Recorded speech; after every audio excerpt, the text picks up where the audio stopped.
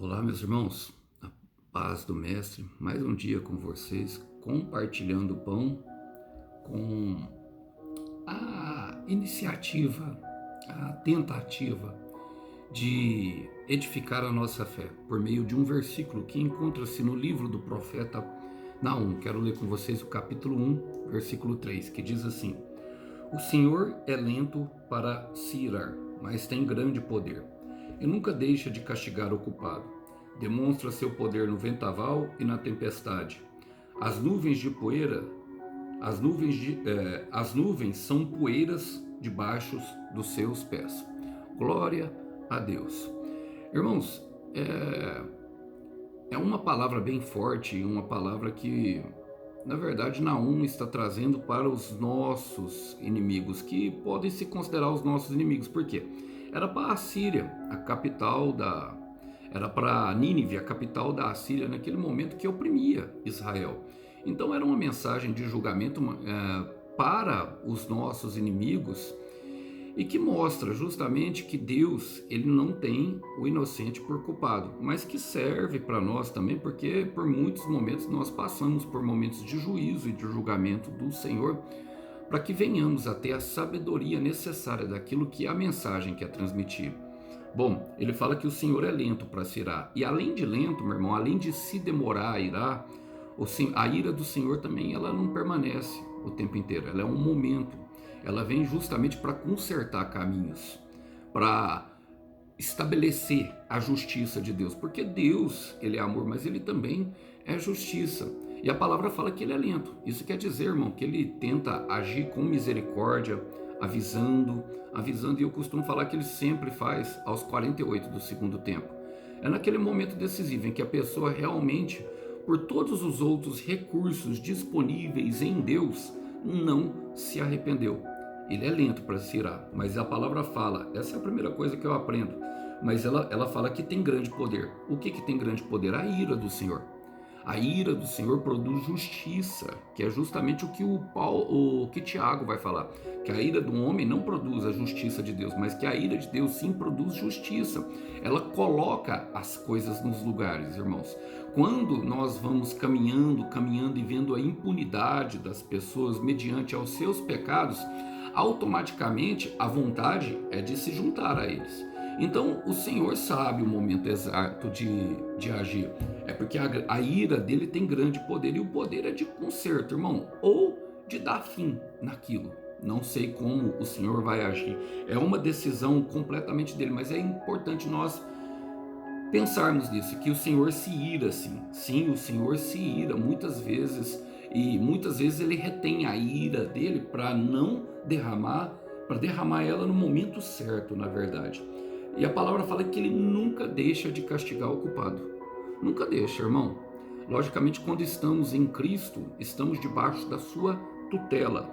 E o que quer dizer isso, irmãos? Que quando nós erramos, o Senhor olha para nós e vê Jesus Cristo e vê que nós estamos num processo de amadurecimento, de aperfeiçoamento, crescimento na superioridade do Filho.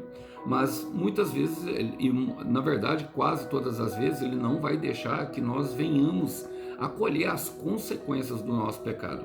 Ele nos perdoa e não se ira conosco, mas a consequência, ela vem como uma forma de lição, como uma forma de aprendizado.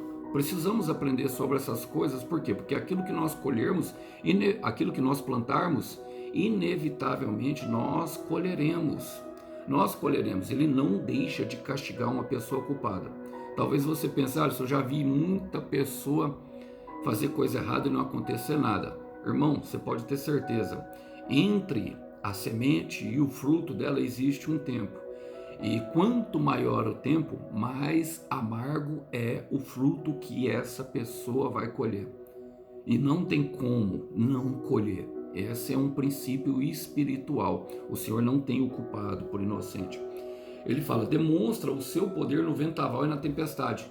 O vendaval e a tempestade fala do clima-tempo, coisas que só o Senhor tem o poder de controlar. Irmão, se o homem tivesse o poder de controlar as chuvas, o vento e tudo aquilo, isso já teria virado dinheiro e guerra. Eu não tenho dúvida disso. O homem, no seu coração muitas vezes é ganancioso e tudo que ele pensa é em produzir dinheiro. Mas o Senhor reteve essas coisas justamente para trabalhar em nossos corações, para trabalhar em nossa vida, a fim de nos aperfeiçoar. Que a palavra está falando que o poder do Senhor é demonstrado na circunstância, o Senhor age na circunstância.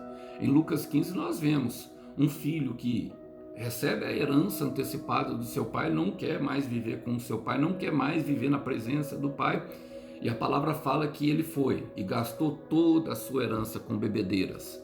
Mas chegou um tempo em que na região toda onde ele estava, houve uma fome muito grande e ninguém lhe dava nada para comer, até que ele foi trabalhar no meio dos porcos, e ali gerou um momento de reflexão nele, a qual ele pensou: os servos de meu pai comem muito melhor do que eu irei até ele e pedirei perdão para ele, para que eu possa ficar como um servo de meu pai lá. Então o Senhor trabalha nas circunstâncias justamente para gerar a reflexão interior, que gera justamente o arrependimento. Irmão, a palavra de Deus e o Senhor, o propósito dele sempre será salvar.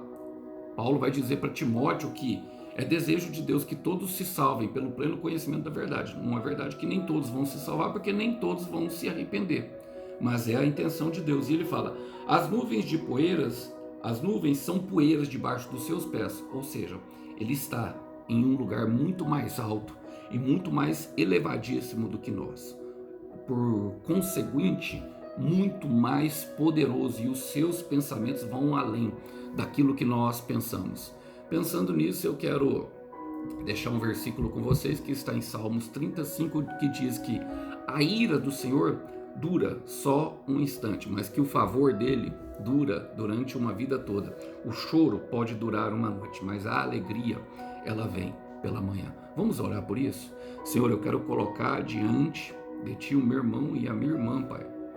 Senhor, se quando nós passarmos pelos momentos de ira do Senhor, pelos momentos em que o Senhor se irou porque avisou e nós não demos ouvidos, Pai, ou então alguma pessoa que nós amamos, nós queremos pedir ao Senhor que toda a tristeza, Pai, venha produzir o arrependimento necessário.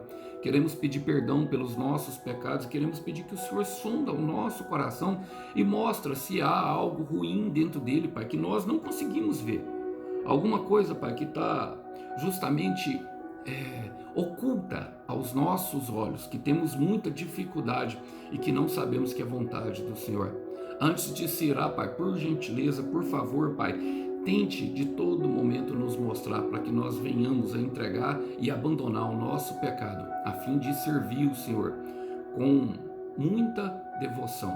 É o que nós oramos hoje, e oramos em nome do Senhor Jesus. Lembre-se, irmão, lembre-se de uma coisa, minha irmã: tudo que o Senhor faz com um propósito de salvação. Que os irmãos possam ficar com essa breve palavra, a paz do Mestre.